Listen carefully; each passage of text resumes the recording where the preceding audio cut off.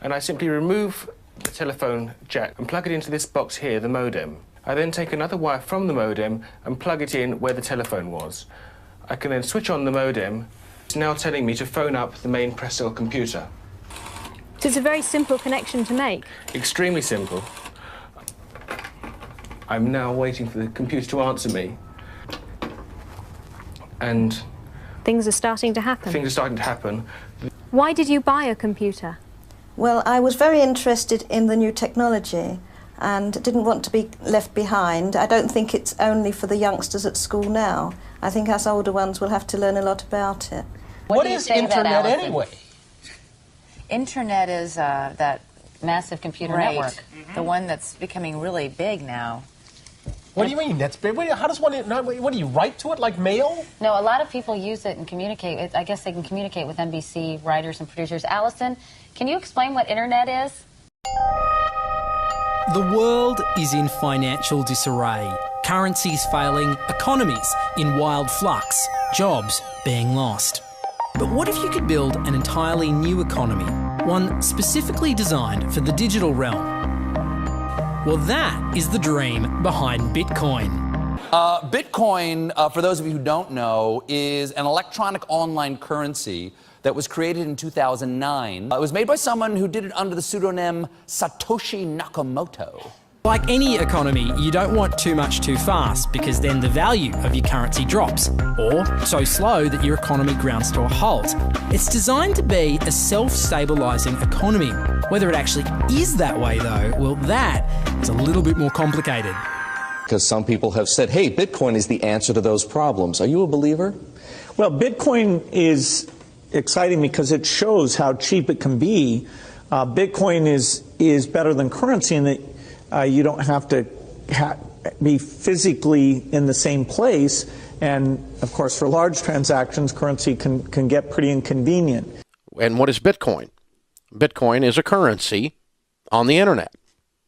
I sent 100 euros worth of Bitcoin from here in Tokyo directly to you guys through this camera, through the network, through the TV, right into your home. If I had tried to do that, send you the money with a traditional bank, it would have taken several days and probably cost 30 euros. I just did it right now with Bitcoin instantly, basically for free, and didn't have to ask anybody for permission. I didn't need a bank, I didn't need a government, I didn't need anybody. I just needed myself and you and our smartphones to do it. That's the power of Bitcoin. Wall Street is fraud, America is fraud, the world is fraud, banks are fraud, central banks are fraud. We live in an era of fraud. It's all based on fraud, and they get a percentage of the fraud. That's the business model. To suggest that there is any moral or ethical aspect to anything that's going on now is to be completely naive about the fact that we live in an era dominated by financial terrorists, jihadis of banking. They're here to kill you and themselves. They believe in an ideology, not the Quran, but Adam Smith, that they completely misread and interpret as something to justify their blowing themselves up. Janet Yellen's a terrorist! Mario Draghi's a terrorist! The Central Bank of Japan is a terrorist! These are the real terrorists! Funds received. This community is switching to what they think is a better monetary system.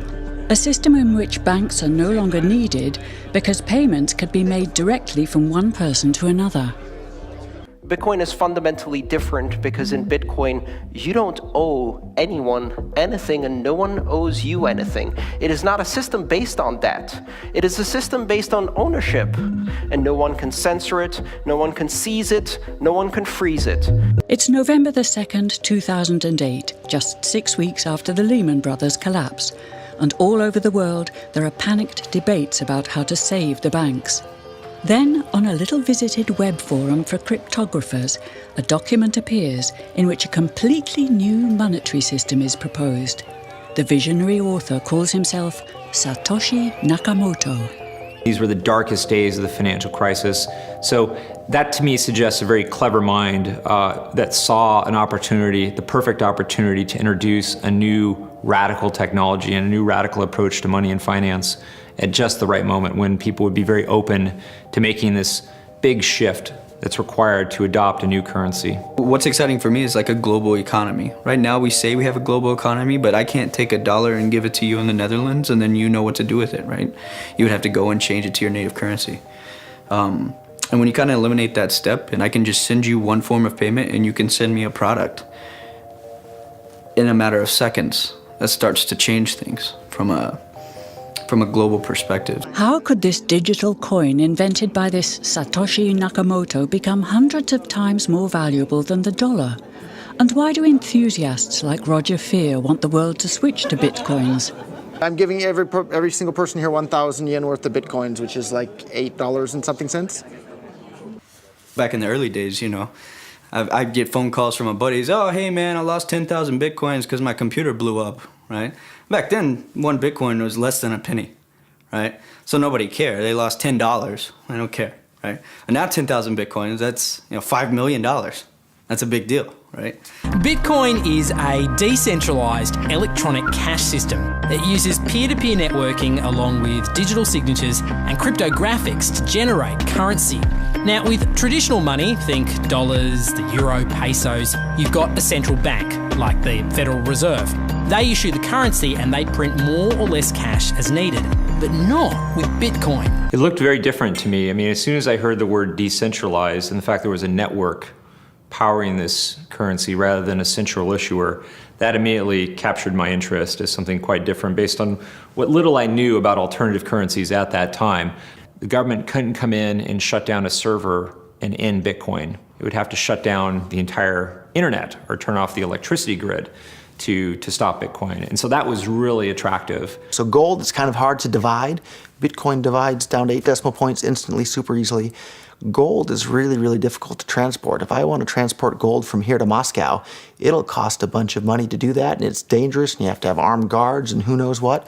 With Bitcoin, I can send Bitcoin from here to Moscow or to Holland instantly, just like that, basically for free. I don't have to pay for a bunch of armed guards. It just happens almost like magic.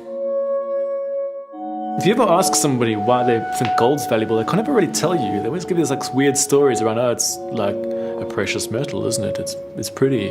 While we think it has all this intrinsic value of gold has been largely constructed in people's heads, often by actually like association with power, association with religious figures. Bitcoin has potential for similar types of construction. Inventor Satoshi Nakamoto has completely relinquished his control of Bitcoin. But he does own 1/20th of all Bitcoins himself. So if one day Bitcoin does become widely accepted as a currency, he will be one of the richest people on Earth. Satoshi invented one of the most important inventions in the entire history of humankind that's going to improve the lives of everybody on the planet for the better. If he had half of all the Bitcoins, he would still deserve it. A lot of people have asked me who Satoshi is since I got in so early. I think I've got a pretty good idea, but I like to keep that one close to my chest. So. Why? I mean, tell me. Because I'm not 100% certain. And the reality is it doesn't really matter, right? It doesn't matter who Satoshi is. Why did he disappear, you think? He undermined the ability of every single government on the entire planet to control the money supply. And that's how every single government in the world is controlling their citizens and their economies today. And he just basically, knocked their feet right out from under them with the invention of Bitcoin. And I'm sure that's going to make a lot of people who want to control other people by force really, really upset. So yeah, I think it's really, really smart for him to have disappeared. And for me, it probably would have been smarter for me to keep quiet too, but Bitcoin's too exciting for me to stay quiet about. I think a lot of people are underestimating the way in which Bitcoin and the blockchain are going to change the power structures in society in general. I mean, I grew up in the US and I see all these people like, yeah, nuke everybody in the Middle East and kill them all. And then they have the former Secretary of State Madeleine Albright on 60 Minutes, one of the most popular news shows in the US. And they asked her, they said, like, there's reports that more than 500,000 Iraqi children have died as a direct result of US sanctions. And she looks back at her with a straight face and she goes, it was a really tough decision, but I think that it was worth it. Worth murdering 500,000 kids? because of what the government did, and I apologize for crying, but it just disgusts me from my core when I see government people murdering people around the world. It's not just theoretical, these are real people with real lives. And it's real people, and Bitcoin has the power to undermine everything they're doing to people around the world. And I'm sorry for shouting, but it just disgusts me what these people in government do. And they do it through central banking and through the control of the money supply, and Bitcoin takes that away from them.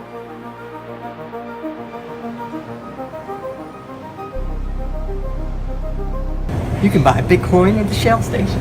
Check it out. $0 to $2,000. Put your phone number in here. Put the code in. Scan it. Got my reader. Oh, I gotta put the cash in. Good. Got $2. Hit finish. Oh. $2 Bitcoin. Just like that. From this machine.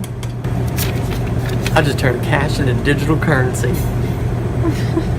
So thinking that it's too late to get involved in Bitcoin is like thinking it's too late to get involved with the internet or too late to get involved with using a cell phone. Like, it's not too late to get involved in Bitcoin. If Bitcoin becomes really popular all over the world, Bitcoins are going to have to be worth at least tens of thousands of dollars a Bitcoin, if not hundreds of thousands of dollars per Bitcoin. So thinking it's too late to get involved with Bitcoin is like thinking it's too late to get involved with using the internet. Of course not. Like, it's ubiquitous in our lives, and Bitcoin's going to become ubiquitous in our lives as well.